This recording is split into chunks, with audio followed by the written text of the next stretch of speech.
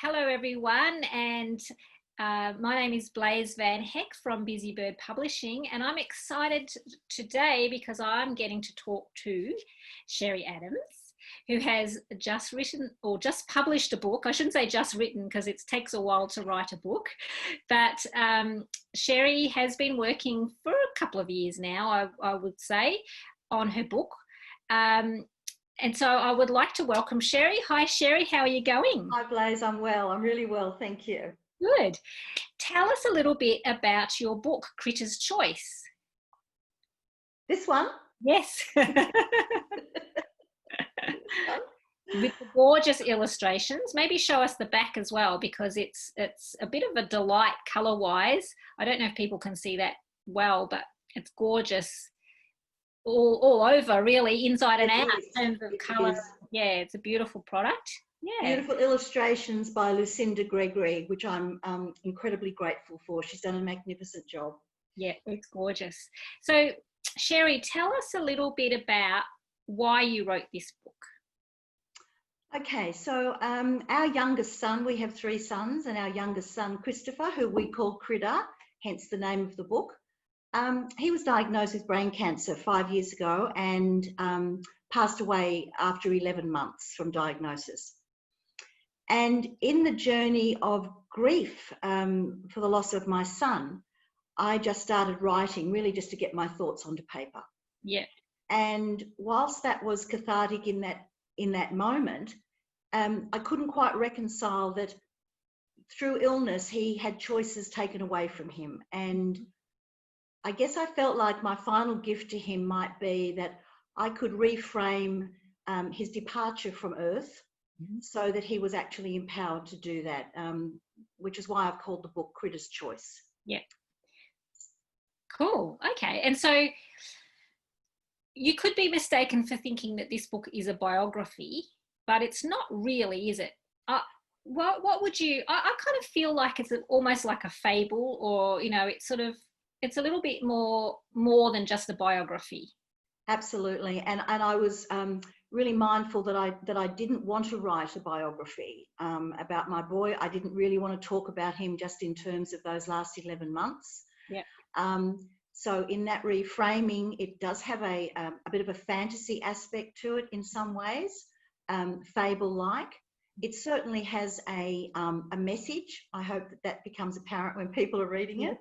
And it goes into memory, I suppose, is what I would say, that he goes into a memory sequence. So there are snippets of his life, but I think the bigger part of the story is him finding his way to leave us. Yeah, that's great.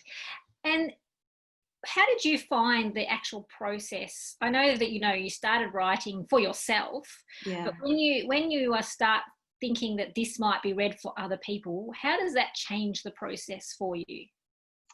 Well, Blaise, as you well know, because you've had many distraught text messages from me, I found it incredibly daunting, and notwithstanding that after a while I felt like I was actually being the voice of my son. And how could I do justice to that? And might I be putting my own spin on it? And what would other people, particularly family members and people that knew him well, how would that sit with them? But I had some very wise advice by a lovely lady called Blaise Van Heck, who said to me, write the story you are driven to write. So write what you need to write. Yes. And initially, I think I thought this book might only speak to family and close friends. But the more I allowed myself to not be so invested in the fear around writing it, I think I did what I needed to do, which was just get it down, say what I needed to say, and not be too judgmental about the outcome for other people. Yeah. Once I released myself to that possibility, I think I actually ended up something that I'm more proud of than I imagined I would have been. Good. That's so good. And I know, because it's such a personal story, it is very hard, isn't it, to I guess offer it out to the world. But very excitingly, you have your launch next Friday on the 25th of September. What time is that? 7 p.m. or what time will it be? I'm being very greedy. I'm doing 2 launches. Okay. COVID related. Yes. The 25th of September would have been our critter's 31st birthday, which is why I've selected that night. Mm-hmm. And that's being launched at a pub that Critter used to work at while he was at uni as a student here in Adelaide, the Saracen's Head, from 6 till 8 p.m. Yep. And then I'm also doing Sunday afternoon at the same venue, the 27th, 3 till 5 p.m. Okay, that's great. You can have the drinkers, the rowdy ones on the Friday night. And yeah. Awesome. So we'll put the link to that to get tickets to this event, because I think part of the ticketing is to get a copy of the book. Is that right? Absolutely. It's a welcome drink and some nibbles for a couple of hours and the book. But I'd just also like to say, Blaise, that we fundraise for an organisation called the Neurosurgical Research Foundation here in Adelaide, who Christopher started fundraising for before he passed. Mm-hmm. So proceeds from the book are going to NRF. That is the intention, for them to be the recipients of the sale of this book. Yeah, that's exciting. It is. Okay, so so nice to talk to you. And just as a sort of parting words, I guess, for anyone listening, how does it feel now that you've gone through that whole process? Because I know it was emotional, because I've sort of talked to you over the time. Yeah. How is it now that or how was it when you opened the package with that first copy?